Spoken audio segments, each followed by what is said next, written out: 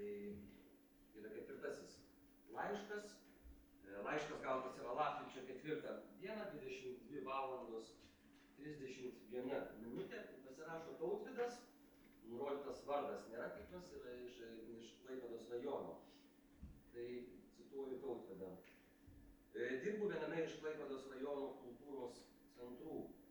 Nors mūsų rajone tarp valdančiosios daugumos nėra nei socdemų, nei Nemuno aušriečių, kultūros skyriaus paklausimų tikrai ne vienbalsiai buvo gautas patikinimas, kad kultūros įstaigoms nebus draudžiama išreikšti palaikymo protestui.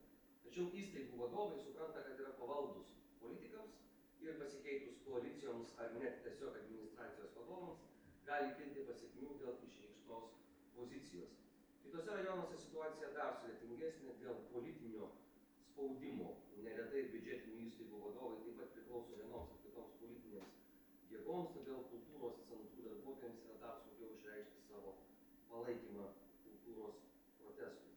Jei didžiosiuose miestuose protestas yra matomas, tai regionuose protesto idėjos yra dažnai labai iškraipomos ir požiūris formuojamas yra kitoks. Todėl, manau, svarbu rasti būdų pasiekti ir likusią šalies dalį.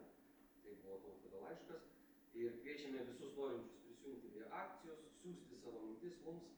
Anketą pildymui rasite Lietuvos nacionalinio dramos teatro tinklapyje ir socialiniuose tinkluose. Ačiū labai už dėmesį.